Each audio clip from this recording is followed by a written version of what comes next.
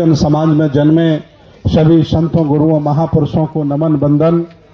बोधिसत्व बाबा साहब डॉक्टर अंबेडकर आज भारत की राजधानी दिल्ली में जंतर मंतर के ऐतिहासिक क्रांतिकारी मैदान में पूरे भारत के बौद्ध, अंबेडकरवादी, विज्ञानवादी, तर्कवादी और वो लोग जो बुद्ध की विचारधारा को फलते फूलते देखना चाहते हैं, तमाम संगठनों के मुखिया, तमाम महाबोधि, महाविहार, मुक्त आंदोलन के समर्थक यहां पर पधारे हैं। मैं बहुत बहुत आपको साधुवाद और धन्यवाद देता हूं। इतनी गर्मी में आप लोग यहां पर पहुंचे हैं।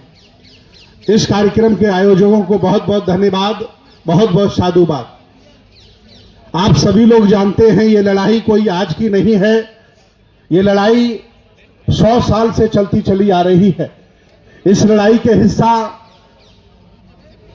लाइट ऑफ एशिया के लेखक अर्नोल्ड अलेक्जेंडर कनिंघम, अन्ना गारिक धम्मपाल ने इसकी शुरुआत की और वो बहुत आगे तक लड़े, विदेशों तक वो लड़ने गए, लेकिन उन्होंने हिम्मत नहीं हारी। लगातार ये लड़ाई चलती चली आ रही है। ये हक अधिकारों की लड़ाई है और मैं बताना चाहता हूं ये वंचित बहुजन समाज धार्मिक, राजनीतिक, आर्थिक, शैक्षणिक हर क्षेत्र में अपने हक अधिकारों की लड़ाई लड़ रहा है। लेकिन लगातार लड़ने के बावजूद भी तानाशाह लोगों ने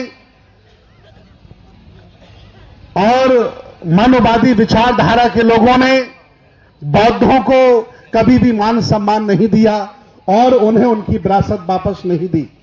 अर्थात आज ये पूरे देश में आंदोलन चल रहा है।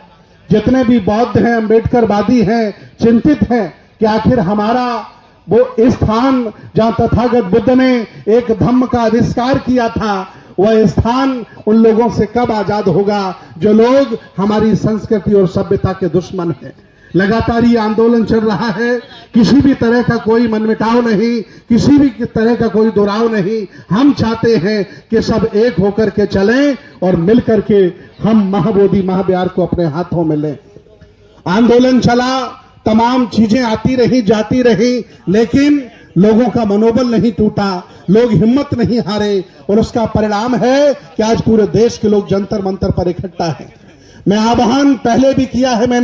मैंने कहा कि ये बोध गया मुक्ति आंदोलन तभी होगा जब बिहार के लोगों को इसमें शामिल किया जाए। शासन प्रशासन दिल्ली वालों की, यूपी वालों की, महाराष्ट्र वालों की नहीं सुनता है, क्योंकि उस आंदोलन में बिहार के लोग नहीं हैं, बिहार के बौद्ध भिक्षु नहीं हैं।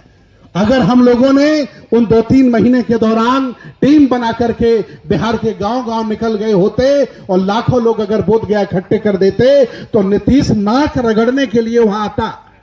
क्योंकि सब बाहर के लोग थे तो ना उनकी सरकार पे फर्क पड़ेगा।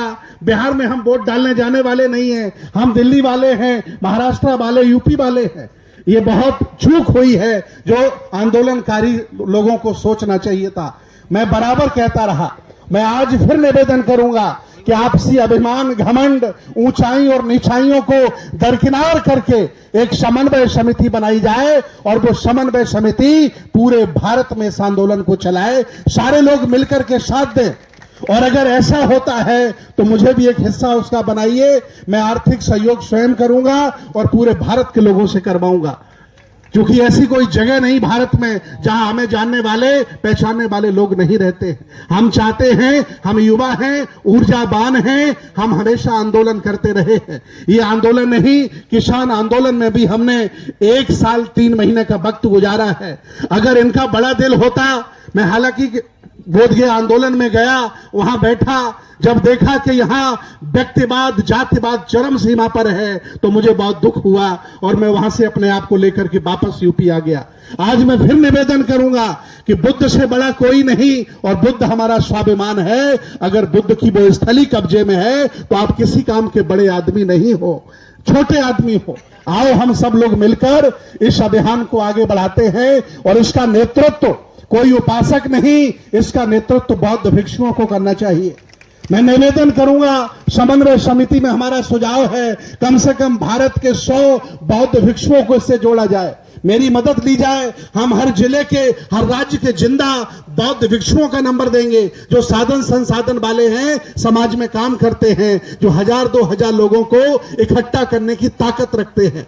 इस कार्यक्रम में संरक्षक मंडल बनाया जाए, उसमें कम से कम भारत के बाहर के कम से कम 500 लोगों को शामिल किया जाए, ताकि किसी भी तरह का अभाव इस आंदोलन में ना हो। जब हमारे पुरखे 100 साल से लड़ रहे हैं, हम भी वचन देते हैं कि 100 साल तक आगे लड़ेंगे, लेकिन हारेंगे नहीं, छोड़ेंगे नहीं। बहुत बहुत धन्यवाद, बहुत बहुत साधुवाद, मंगल कामना।